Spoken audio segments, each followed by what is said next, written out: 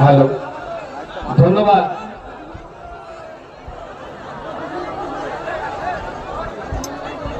পাথরঘটিমা block কমিটির নেতৃত্ববৃন্দদের, যাদের উদ্যোগে আজকের এই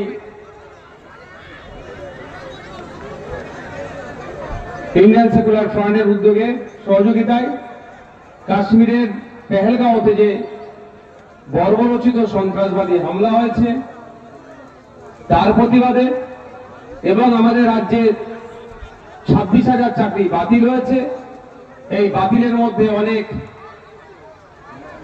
বৈধ শিক্ষকও আছে যারা মেধার ভিত্তিতে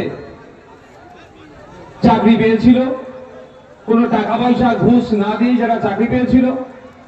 কিন্তু দুর্ভাগ্য আমাদের রাজ্য সরকার অর্থাৎ তৃণমূল কংগ্রেসের দুর্নীতির ফলে বৈধ শিক্ষকগুলোকেও আজকে রাস্তায় বসতে হচ্ছে।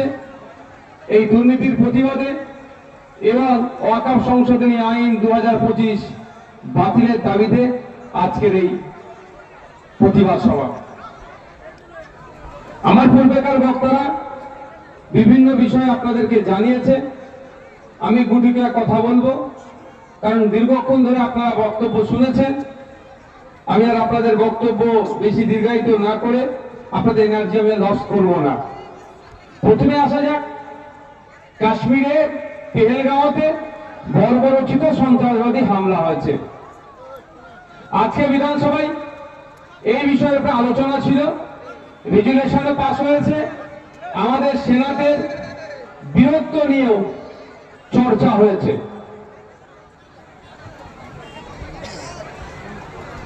আমরা দেখেছি 22 আগস্ট রাত্রে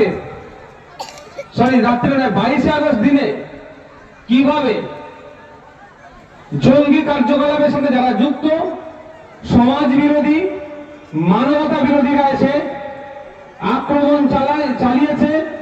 আমাদের নিরস্ত্র নিরহ 26টা নাগরিককে তারা শহীদ করেছে, খুন করেছে।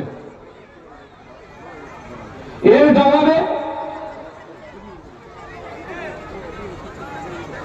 আমাদের Indian army, Indian air force, Indian নেভির পক্ষ থেকে যোগ্য জবাব পাকিস্তানকে দিয়েছে। তাদের মাটিতে গিয়ে তাদের জঙ্গি কার্যকলাপ যেখানে হয় সেগুলোকে গুড়িয়ে এসেছে। কিন্তু কিছু প্রশ্ন থেকে যায়, প্রশ্ন করতেই হবে, কেন বারবার আমাদের নিরহ নাগরিকগুলো টার্গেট হচ্ছে? কেন কোন সাহস পাচ্ছে যে পাকিস্তান থেকে বারবার এসে আমাদের দেশে আক্রমণ করছে, আমাদের নাগরিককে শহীদ করে তারা পালাতে পারছে? এই কথা কিন্তু প্রশ্ন থেকে যায়। কারণ আপনারা জানেন, খবর জানতে পারলাম যে 4-5 জন এসেছে, এসে খুন করে চলে গিয়েছে। কিন্তু আমাদের প্রশ্ন, ওই 4-5 জন যারা এসেছিল তারা এখন কোথায়? তারা এখন কোথায়?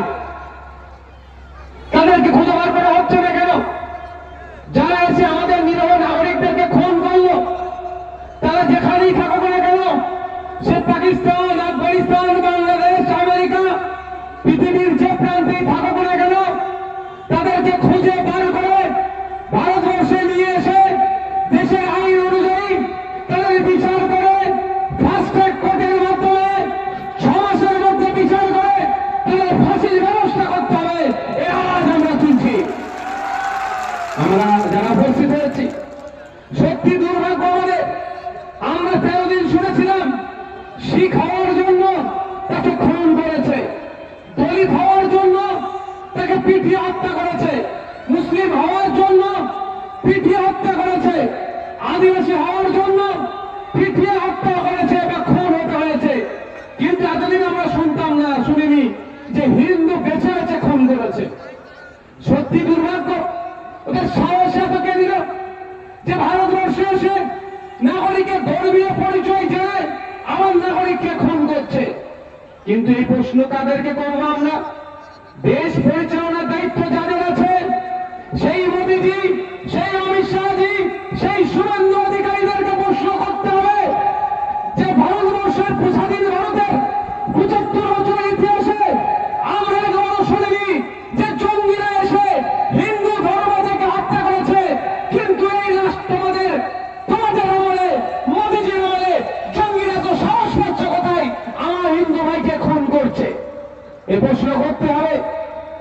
এদেরকে জিজ্ঞাসা করতে হবে, তোমরা 2014 সালের আগে বলেছিল হিন্দু ক্ষেত্রে মেয়ে বলে আমার হিন্দু ভাই তোমরা ভোট নিয়েছো, আর কাশ্মীরে গিয়ে আমার হিন্দু ভাইকে খুন হতে হচ্ছে তোমাদের আমলে। এই জবাবটা তোমাদেরকে আগে দিতে হবে, শুভেন্দু অধিকারীদেরকে আগে দিতে হবে। প্রশ্ন করবেন না? আচ্ছা, যারা এখানে উপস্থিত আছেন বলুন, আমার হিন্দু ভাই মা ভাইগুলোকে যারা খুন করলো তাদেরকে আমরা ছেড়ে দেবো? ছেড়ে দেবো? আমার হিন্দু মায়ের কপাল থেকে যারা সিঁদুর মুছেছে তাদেরকে কি আমরা ছেড়ে দেবো? কোনদিনের জন্য ছাড়তে পারবো না, তাদের বিরুদ্ধে আমরা লড়াই করবো, সর্বোচ্চ লড়াই করবো। তাদেরকে ফাঁসিতে যতক্ষণ না ঝোলাচ্ছে আমরা তাদের বিরুদ্ধে লড়াই করে যাব। কি ভাই সহমত নাকি? এত সাহস পাচ্ছে কোথায়? যে কাশ্মীরে 5 মিটার 10 মিটার ছাড়া ছাড়া সেন্ট্রাল ফোর্স থাকে, সেখানে আসলো, তোমার ধর্ম কি জিজ্ঞাসা করে গুলি করলো, আবার কেটে পড়লো, এটা বিশ্বাস হবে ভাই? কিন্তু এটা ঘটনা ঘটেছে, এই ঘটনা ঘটেছে। ধর্ম দেখেই মারা হয়েছে, হিন্দু ধর্ম বেছে বেছে মারা হয়েছে, কিন্তু প্রশ্নের জবাবটা কে দেবে? মুর্শিদাবাদে যে ঘটনা ঘটলো, সাম্প্রদায়িক দাঙ্গা হলো, হিন্দু মুসলমান নির্বিশেষে খুন হলো, 13টি যুবক গুলিবিদ্ধ হয়েছে, অনেক বাড়ি ভাঙচুর হয়েছে, অনেক লুটপাট হয়েছে, গরিব হিন্দু মুসলমান আক্রান্ত হয়েছে। এর জবাব দিতে হবে কাকে? রাজ্য সরকারকে। কারণ রাজ্য সরকার এটাকে আটকাতে পারেনি বলে এই ঘটনা মুর্শিদাবাদে ঘটেছে। আর যে কাশ্মীর সেন্ট্রাল হোম মিনিস্ট্রির আন্ডারে থাকে, কাশ্মীরের নিজস্ব পুলিশের কোনো ক্ষমতা নাই, টোটালটাই কন্ট্রোল করে অমিত শাহজি, তার হাতে থাকার পরে যে কাশ্মীরে ভারতবর্ষ নয় সারা পৃথিবীতে সব থেকে বেশি যদি সেনা কোনো জায়গায় থাকে সেটা হচ্ছে কাশ্মীর। 5 মিটার 10 মিটার ছাড়া ছাড়া ফোর্স থাকে, সেখানে কিভাবে বড় বন্দুক নিয়ে এসে মানুষকে গুলি করলো, ধর্ম দেখে চলে গেল, এর ব্যর্থতা কার? এটা কেন্দ্র সরকারকে ব্যর্থতা দায় নিতে হবে। শুধু দিয়েও নয়, গাদ্দার গুলোকে খুঁজে বার করতে হবে, যে পাকিস্তান বর্ডার দিয়ে এই প্রায় 300 কিলোমিটার ওদেরকে আসতে সহযোগিতা করলো কোন গাদ্দার? সেই গাদ্দার গুলোকে খুঁজে বার করতে হবে, তাদেরকেও ফাঁসিতে চড়াতে হবে। এই আওয়াজ তুলতে হবে যে নাগরিকের উপরে যারা খুন করেছে তাদেরকে যেমন ফাঁসিতে চড়াতে হবে, আর যাদের সহযোগিতাতে তারা কাশ্মীরের পেহেলগাঁওতে এসে পৌঁছলো পাকিস্তান থেকে, সেই গাদ্দার গুলোকেও ফাঁসিতে চড়াতে হবে। সহমত তো নাকি ভাই? যারা সহমতের হাত তুলুন তো, যারা সহমতের হাত তুলুন, তাদের একটাও ছাড় না পায়। কিন্তু প্রশ্ন এটাই, কে বিচার করবে? যখনই আপনি কথা বলতে যাবেন তখনই ওদের দেখবেন আর খুঁজে পাওয়া যাবে না। এদিকে বলছে শুভেন্দু বাবু হিন্দু হিন্দু ভাই ভাই, ভালো কথা, আমি খারাপ বলবো না, কিন্তু আমার প্রশ্ন, আমি আস্তে আস্তে দেখছিলাম আমার অনেক হিন্দু মুসলমান মা বাপের দাঁড়িয়েছিল রাস্তায়, আমাকে এখানে অনেকে ফুল দিয়ে অভ্যর্থনা জানিয়েছে, আমার হিন্দু মুসলিম মা নির্বিশেষে, তাই তো? এটা আমাদের আমাদের ঐতিহ্য, আমাদের বাংলার সম্প্রীতি, দেশের বিউটি এটা। কিন্তু প্রশ্ন আমার এখানে, হিন্দু হিন্দু ভাই ভাই বলছে, এখানে যারা আছে তাদের মধ্যে হেভি অংশের মানুষ 100 দিনের কাজ করে তাদের সংসার চলতো তো ভাই, এখন 100 দিনের কাজের বন্ধ, তাহলে সংসারে তাদের অনটন হচ্ছে কি হচ্ছে না? উনি বলছেন হিন্দু হিন্দু ভাই ভাই, কিন্তু আমাদের এই গ্রামের আমার হিন্দু ভাইদের 100 দিনের কাজ কেন বন্ধ? মুসলমানদেরটা ছেড়ে দাও। প্রশ্ন করতে হবে না ভাই? 100 দিনের কাজের দুর্নীতি কে করেছে? তৃণমূল কংগ্রেস করেছে। 100 দিনের কাজের দুর্নীতি কে করেছে? মমতা ব্যানার্জি দলের লোকেরা করেছে। 100 দিনের কাজের দুর্নীতি কে করেছে? এখানকার এমপি কে? বাপি হালদারের দলের লোকেরা করেছে। আমি ক্যামেরায় বলে যাচ্ছি, তাহলে বাপি হালদারকে বলে আমার বিরুদ্ধে মামলা করতে। সাহেবকে বলবেন, নওশাদ সাহেব বলে গেছে। 100 দিনের কাজের দুর্নীতি কে করেছে? এই বাপি হালদারদের সাহেবদের আশেপাশে উঠে বসা লোকেরা। আর এর ভোক্তা কাকে নিতে হচ্ছে? এর কষ্ট কাকে পালন করতে হচ্ছে? আপনার পাড়ার গরিব হিন্দু গরিব মুসলমান বাপ ভাই থাকে। আর শুভেন্দু অধিকারী ডায়লগ দিচ্ছে হিন্দু হিন্দু ভাই ভাই। আমার প্রশ্ন এখানে, 100 দিনের কাজে যারা কাজ করে, 100 জন যদি কাজ করে, তার মধ্যে 70 জন গরিব হিন্দু মানুষ আর 30 জন গরিব মুসলমান, তাহলে ক্ষতি কাদের বেশি হচ্ছে? এই ফোন এসছে দেখো, ক্ষতি কাদের বেশি হচ্ছে? গরিব হিন্দুদের বেশি হচ্ছে না? 70 জন তারা ক্ষতিগ্রস্ত হচ্ছে। 100 দিনের কাজের যারা দুর্নীতি করলো, ঘাটটা ধরে তাদের তো তিহার জেলে রাখা দরকার ছিল।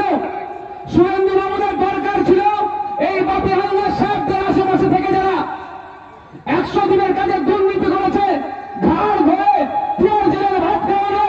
আর গরিব মানুষদের জন্য এই পাথর প্রতিমা, এই কাকদ্বীপ, এই ঢোলারহাট, এই দক্ষিণ 24 পরগনার গরিব মানুষরা যারা 100 দিনের কাজ করে তাদের সংসার চালাতো, তাদের নতুন করে কাজ দেয়া, সেটা করেছে শুভেন্দু বাবুরা? সেটা করেনি। তাহলে ওরা হিন্দু হিন্দু ভাই ভাই করলো, আমার পরের গরিব হিন্দু ভাইটার জন্য ওরা ভাবে না। ওরা কার জন্য ভাবে একটু শুনবেন আপনারা? এই শুনবেন তো নাকি ভাই? ওরা ভাবে বড়লোক হিন্দুটার জন্য, আদানি আম্বানি বড়লোক তাদের জন্য ভাবে। আপনার আমার পাড়ার গরিবের জন্য ভাবে না। যদি আপনার আমার গরিবের জন্য ভাবতো, তাহলে তৃণমূলের যারা দুর্নীতি করেছে ঘাটটা ধরে তিহার জেলে ভরে রাখতো, আর 100 দিনের কাজের পরিবর্তে 200 দিনের কাজের ব্যবস্থা পশ্চিমবাংলার মানুষের জন্য এই বিজেপি সরকার করে দিত। সেটা কিন্তু করেনি।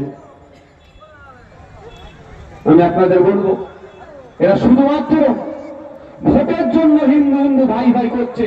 আর ভোট মিটে গেলে কি বলবে বুঝতে পেরেছেন তো? আমার বলতে লাগবে নাকি আর? তার একটা উদাহরণ দিচ্ছি। 300 দিন পার হয়ে গেল, আপনার আমার বাড়ি নিয়ে অভয়ার নাম শুনেছেন তো? এই ভাইরা, অভয়ার নাম শুনেছেন? তিলোত্তমার নাম শুনেছেন? কে সে? একজন ডক্টর। সে কলকাতা আরজিকর হসপিটালে চিকিৎসারত অবস্থায় তাকে খুন করে, ধর্ষণ করিয়ে তাকে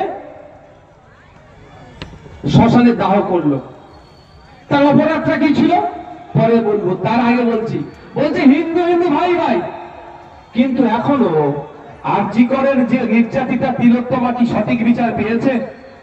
তার বাবা মা আজও চোখের পানি ফেলছে। তার বাবা মা এখনো ইনসাফের জন্য লড়াই করছে।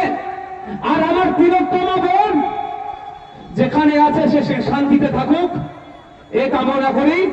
সে সেখান থেকে বলছে ইনসাফ চাই, ইনসাফ চাই, ইনসাফ চাই। এখন ইনসাফ মেলেনি। কিন্তু ইনসাফ দেওয়ার দায়িত্ব কার? কোর্টের।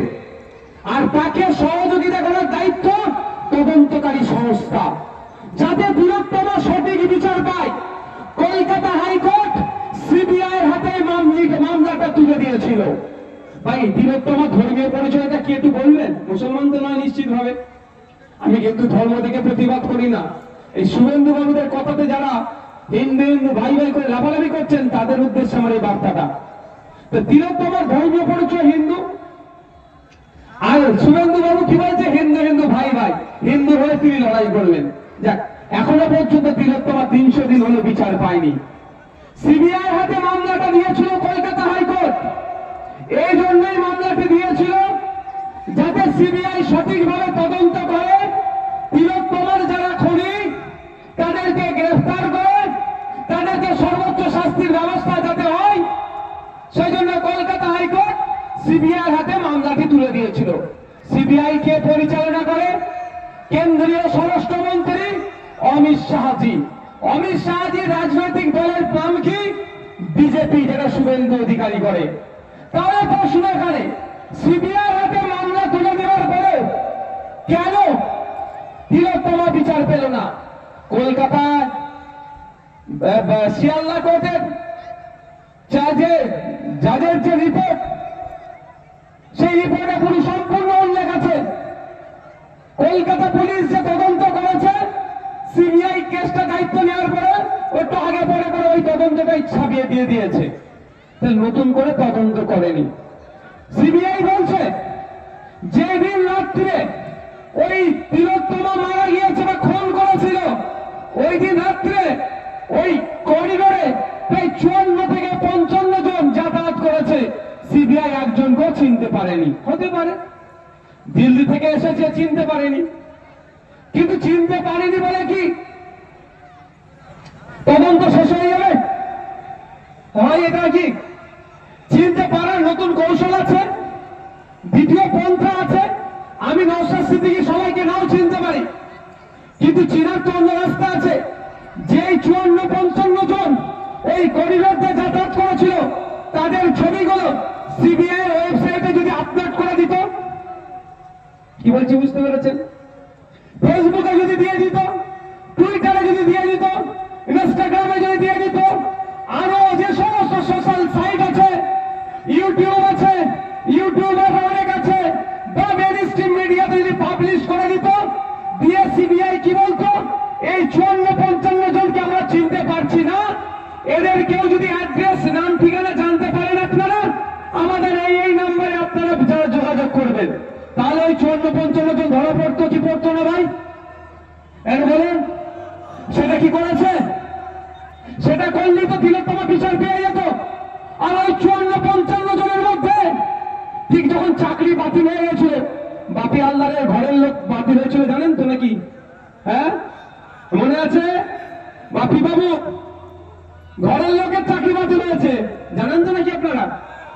ঠিক একই ভাবে ওই 54-55 জন যদি কে ছিল ওই রাত্রে যদি ধরা পড়তে, তাহলে দেখবেন ওই ধরনের বাপি বাবুর কাছের লোক ওই দিন রাত্রে ওই মহিলাটাকে খুন করতে গিয়েছিল, ধরা পড়ে যেত। বুঝতে পেরেছেন? তাহলে এইটা ধরা পড়লে বিজেপির লাভ না লস? আপাতত দৃষ্টিতে আমরা কি বলবো, তৃণমূলের যত লোক ধরা পড়বে বিজেপির তত লাভ। কিন্তু বিজেপির দলের নেতা, কেন্দ্রীয় মন্ত্রীর আন্ডারে থাকা সিবিআই ওই তৃণমূলে ওদেরকে ধরছে না কেন? এইখানেই তো বোঝার ব্যাপার আছে। পাড়াই পাড়ায় হিন্দু হিন্দু ভাই ভাই করছে, আর পেট্রোল পাম্পের সামনে কিন্তু লিখে দিচ্ছে না যে হিন্দু ছাড়া পেট্রোল বিক্রি নাই। পেট্রোল পাম্প আছে না শুনেছি, ওখানে সবাই কেন, কোনো সমস্যা নেই। আর ভোট নেওয়ার জন্য পাড়ার হিন্দু মুসলমানের মধ্যে লড়াই লাগিয়ে দাও। আমার এটা বলার কারণ এটাই যে সিবিআই যদি চায় তৃণমূলের নেতার ছেলে পুলেরা তো জড়িয়ে আছে, 54-55 জনকে খুঁজে বার করে তদন্ত করে ওই বেটাগুলোকে শাস্তির ব্যবস্থা করতে, তাহলে তৃণমূলের অনেক নেতা ফাঁসবে। সেটা করছে না কার? শুভেন্দু অধিকারীদের নেতার আন্ডারে থাকা সিবিআই। একটা সামান্য একটা আপনাদের মাথায় একটা স্বাভাবিক প্রশ্ন বলি, আপনারা তো কলকাতার হসপিটালে যান তো নাকি ভাই? আপনাদের এলাকায় ট্রিটমেন্ট হয়? হয় ভাই, বললে বলবেন। ব্লক হসপিটালে হয়? কোথায় আপনারা ট্রিটমেন্ট করতে যান হেভি ট্রিটমেন্ট হলে? হ্যাঁ, কলকাতার কোথায় যান? আরজিকর, চিত্তরঞ্জন, এইসব যান, পিজি দিকে যান। আচ্ছা, কোন জায়গায় দেখেছেন কোন একজন ডাক্তার ডিউটি করছে? কোন জায়গায় দেখেছেন এই বড় হসপিটালে? ওই দিন তিলোত্তমার সাথে যে সমস্ত ডক্টর বা নার্সেরা ডিউটি করেছে, আমি বলছি না তাদেরকে অ্যারেস্ট করতে, কিন্তু তাদেরকে তো জিজ্ঞাসাবাদ করতে পারে। কি ঘটনা ঘটেছে একটু বলো। তারা কি বলেছেন? বসো বসো বসো। তারা কি বলেছেন? তারা জিজ্ঞাসা করেছেন? কোন জায়গা থেকে এড়িয়ে যাওয়া হচ্ছে, বাঁচিয়ে দেওয়ার চেষ্টা হচ্ছে তৃণমূলের নেতাদেরকে, আর বাঁচাচ্ছে কারা? মতো কিছু কেন্দ্র সরকারের আন্ডারে থাকা সংস্থা বলে আমি মনে করি। আমার ধারণা ভুল প্রমাণ করো সিবিআই, তাহলে মেনে নেব। আর পাড়াতে পাড়াতে এসে গল্প শোনাচ্ছে হিন্দু হিন্দু ভাই ভাই, হিন্দুর জন্য লড়াই করব। আরে হিন্দুর জন্য তুমি কতটা লড়াই করলে? তার উত্তর আমরা পেয়ে গেছি। কেন এই সুন্দরবন এলাকার মানুষকে, কেন এই পাথর প্রতিমা এলাকার মানুষকে, কেন কাকদ্বীপের মানুষকে, কেন ঢোলার মানুষকে ট্রিটমেন্ট নিতে গেলে কলকাতায় যেতে হবে? এটার জন্য চিৎকার আপনি বিধানসভার মধ্যে একবারও করেননি। আর নওশাদ সিদ্দিকী হিন্দু মুসলমান ভাই ভাই করে সবসময় চিৎকার করে বারবার এই ক্যানিংয়ের মানুষের জন্য, ঢোলার মানুষের জন্য, পাথর প্রতিমার মানুষের জন্য, হিন্দু মুসলিম নির্বিশেষে বারবার চিৎকার করা হচ্ছে যে সুন্দরবনের প্রত্যন্ত এলাকাতে কলকাতার পিজি হসপিটালের মতো, আরজিকর হসপিটালের মতো, চিত্তরঞ্জন হসপিটালের মতো হসপিটাল তৈরি করে দেওয়া হোক। ওদের সাথে আমাদের এখানেই তো। আচ্ছা বলেন, এখানে যদি কোনো মা একটা অসুস্থ হয়, সে হিন্দু হলে কি লোকাল হসপিটালে চিকিৎসা পাবে? বলেন ভাই। আর মুসলমান হলে পাবেন এরকম ব্যাপার কিছু আছে? হিন্দু মুসলিম নির্বিশেষে সবাইকে নিয়ে যেতে হয় কোথায়? হয় প্রাইভেট হসপিটালে যেতে হয় বেশি টাকা দিয়ে, আর না হলে কলকাতায় ছুটতে হয়, কত কষ্ট ভাই, কষ্ট হয় তো। আর যদি কলকাতার মতো পিজি হসপিটাল, এখানে সুন্দরবন কতটা, এটা সুন্দরবনের মধ্যে পড়ছে তো। আচ্ছা বলে এই যে সুন্দরবন এলাকাটা যদি একটা কলকাতার মতো পিজি হসপিটাল হয়ে যায়, আরজিকরের মতো বড় হসপিটাল, চিত্তরঞ্জনের মতো যদি বড় হসপিটাল হয়, আপনাদের দুর্দশা একটু ঘুচবে কি ঘুচবে না? কষ্ট কম হবে না আপনাদের? গ্রামের মানুষ গ্রামেই ট্রিটমেন্ট করতে পারবেন, এলাকাতেই পারবেন। এটা নিয়ে শুভেন্দু বাবু চিৎকার করে না, শুধু চিৎকার কেন করছে? ক্ষমতায় আসবে বলে। যদি বলে এখন ক্ষমতায় নাই কিভাবে করবে, সেটাও বলে যাচ্ছি। যেমন মেডিকেল কলেজগুলো এখানে রাজ্যের এখতিয়ারের মধ্যে আছে, ঠিক একই ধরনের কেন্দ্র সরকার চাইলে এইমস তৈরি করতে পারবে,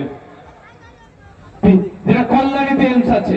তাহলে কেন শুভেন্দু বাবুরা এইখানে এই কাকদ্বীপ, সাগর, নামখানা, পাথর প্রতিমা এই সমস্ত এলাকায় গোসাবা বাসন্তী ওই দিকটা পড়ে যাচ্ছে, তারপরে বলছে এই এলাকায় এইমস কেন তৈরি করে দিচ্ছে না? ওরা গরিব হিন্দু মুসলমানের ভালো চায় না। যে যতই বলুক না কেন, তিনি যেমন বলে তৃণমূল মুসলমানদের ভালো চাই মনে হয়, যেমন অসত্য কথা তৃণমূল মুসলমানদের ভালো চাই, যেমন অসত্য কথা ঠিক এখন অসত্য কথা বিজেপি হিন্দুদের ভালো চাই। এই দুটো দলই হিন্দু মুসলমানকে বোকা বানাচ্ছে, হিন্দু মুসলমানের মধ্যে লড়াই লাগিয়ে এরা ক্ষমতায় টিকে থাকতে চাইছে। তাই আমাদেরকে ঐক্যবদ্ধ হতে হবে, পাথর প্রতিবারের মানুষকে আওয়াজ তুলতে হবে, ভোলের মানুষকে আওয়াজ তুলতে হবে, রায়দিঘির মানুষকে আওয়াজ তুলতে হবে, কুলটির মানুষকে আওয়াজ তুলতে হবে, কাকদ্বীপের মানুষকে আওয়াজ তুলতে হবে। এখানে পিজি হসপিটালের মতো হসপিটাল নাও, নাহলে সামনের ভোটে যেটাকে আমরা পরাজয় করব। যদি আপনারা দায়িত্ব নিয়ে বলছি, সামনে নির্বাচন আসছে, বিজেপি তৃণমূলের বিরুদ্ধে ভোটটা দিন। এখন ভাঙড়ে দেখবেন নতুন নতুন রাস্তা হচ্ছে, ব্রিজ হচ্ছে, বাসে হচ্ছে, লাইট হচ্ছে, বিশাল ব্যাপার ভাঙড়ে। কেন বলুন তো? ভাঙড়ের মানুষ জবাব দিয়ে দিয়েছে। 2011 সাল থেকে একটা নতুন রাস্তা হয়নি, ব্রিজ হয়নি, ব্রিজ হয়নি। আর এখন যদিও আমার বলা বিধানসভার জন্য ওদের কানে ঢুকিয়ে দিয়েছিলাম, নতুন ব্রিজ হচ্ছে, লাইট লাগাচ্ছে, বিশাল ব্যাপার হচ্ছে ভাঙড়ে। কেন? ভাঙড়ের মানুষ বলেছে তোমাকে আর চাই না, জবাব দিয়েছে বলে ভাঙড়ের মানুষের মন পাওয়ার জন্য এত কিছু করছে। যে ভাঙড়ের মানুষ আবার জবাব দিয়ে দেবে, চিন্তা নেই, ও চিন্তা আমি করি না। তো কিন্তু আপনাদেরও বলছি, আপনারা দেখছেন যে আপনাদের ভোট যখন আমি পাচ্ছি, কেন উন্নয়ন করবো ভাই? আর একবার আপনারা এদের বিরুদ্ধে ভোট দিন। আমি আপনাদের দায়িত্ব নিয়ে বলছি, আপনারা এই সুন্দরবন প্রত্যন্ত এলাকার মানুষেরা এদের বিরুদ্ধে ভোট দিন, দায়িত্ব নিয়ে বলছি। দেখবেন এখানে মেডিকেল কলেজ বানাতে ওরা বাধ্য হবে, বাধ্য হবে, বাধ্য হবে। ফিরিফাক্কায় ভোট পেয়ে যাচ্ছে তো, ফিরিফাক্কায় ভোট পেয়ে যাচ্ছে, আর কেন উন্নয়ন করব? আর যদি শর্ত দেন, হয় এখানে তুমি পিজি হসপিটাল, আরজিকর, চিত্তরঞ্জনের মতো হসপিটাল বানাও, নাহলে এবারে তোমাকে আমরা ভোট দেবো নি। এই শর্ত দিয়ে ভোট করাবেন, দেখবেন বাধ্য হবে ওরা। শর্ত দিয়ে আমাদেরকে ভোটটা করিয়ে নিতে হবে। আর আমি অনুরোধ করবো, এলাকায় সম্প্রীতি ঐক্য বজায় রাখার চেষ্টা করবেন। দিনের শেষে ক্ষতি কার হবে ভাই? কটা বাজে গো? আমি বেশিক্ষণ বক্তব্য দেবো না,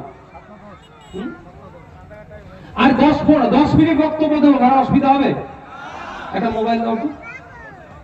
না আমি চলে যাবো, অনেক কালকে বিধানসভা আবার বক্তব্য আছে আমার, সেটার প্রস্তুতি নিতে হবে। আমি আর 10 মিনিট বক্তব্য দেবো। হ্যাঁ, এলাকায় হিন্দু মুসলমান লড়াই লাগিয়ে লাভটা কার হবে? কার হবে? হিন্দুর হবে না মুসলমানের হবে? হিন্দু মুসলমানের লাভ হবে না, লস হবে। লাভ হবে কার? আমাদের মতো নেতাদের। আপনি নেতাকে এমএলএ করার জন্য ভ্রমারপিট করছেন। নেতার মাইনে কত জানেন? হ্যাঁ, এমএলএ এর মাইনে কত জানেন? 1,21,000 টাকা। নতুন শুনছেন মনে হয় না? আমাকে আমি একটু নতুন নতুন কথা বলি বলে আমার উপরে রাগ। জেনে নেওয়া দরকার নেই আপনাদের। একটা এমএলএ এর মাইনে 1,21,000 টাকা। আপনি মারপিট করছেন, মাথা ফাটাচ্ছেন, কেস খাচ্ছেন, খাইয়ে নেতা বানানো লোকে। ও 1,21,000 টাকা মাইনে পেচ্ছে, আপনি 21 পয়সাও পাচ্ছেন না, উল্টে 4টে কেস খেয়ে বসে আছেন। ভালো লাগবে যে দল ইচ্ছা করুন, কিন্তু রাজনীতি করার জন্য এই যে আসছিলাম ওই মাথা থেকে এই মাথা পর্যন্ত একসাথে ব্যবসা করে তো মানুষজন, তাহলে মারপিটে জড়িয়ে পড়বে। এই এখানকার মানুষ যদি কেউ বিপদে পড়ে, সেই সনাতন কাকা হোক আর আব্দুর রহিম চাচা হোক, আমি কলকাতা থেকে আসতে করতে 3 ঘন্টা টাইম লাগবে। শুভেন্দু অধিকারী মহাশয়ের ওইখানে কি মেদিনীপুর থেকে আসতে 5 ঘন্টা টাইম লাগবে। অধীর রঞ্জন চৌধুরী সাহেব যদি আসে বহরমপুর থেকে, তাহলে 3 ঘন্টা, ওইদিকে 6 ঘন্টা, প্রায় 9-10 ঘন্টা টাইম লাগবে। আলিমুদ্দিন ডিস্ট্রিক্ট থেকে যদি মোহাম্মদ সেলিম স্যার আসে, তাও 3 ঘন্টা টাইম লাগবে। তাহলে বিপদে যদি আপনি পড়েন, প্রথম কি আপনাকে বাঁচাতে আসবে ভাই? আপনার পাশের বাড়ির লোকটা। তার সাথে আপনি আমার জন্য লড়াই করছেন কেন? তার সাথে আপনি শুভেন্দু অধিকারীর জন্য লড়াই করছেন কেন? তার সাথে আপনি ফিরোজ হাকিমের জন্য লড়াই করছেন কেন? তার সাথে আপনি শুভেন্দু সরকার কংগ্রেসের নেতার জন্য লড়াই করছেন কেন? আপনার বিপদে আগে যে ঝাঁপিয়ে পড়বে, তার সাথে লড়াই করছেন আমাদের মতো নেতার জন্য। তো মাথায় ঢুকান, আপনাদের শুধু লড়িয়ে দেওয়া হচ্ছে আর ঘির খাচ্ছে ওরা। তাই সময় এসেছে, হিংসার কথা যে বলবেন, এবার কি বলবেন? যে এতদিন আমাদের পাবলিককে নিয়ে তোমরা মারামারি হানাহানি করিয়েছ, আর আমরা মারামারি করবো না। তোমরা নেতাই নেতাই মারপিট করবে, আমরাও গ্যালারিতে বসে দেখবো। হবে তো নাকি? বলছে হিন্দু মুসলমান, হিন্দু হিন্দু ভাই ভাই মুসলমানদের বিরুদ্ধে অনেক কথা বলছে।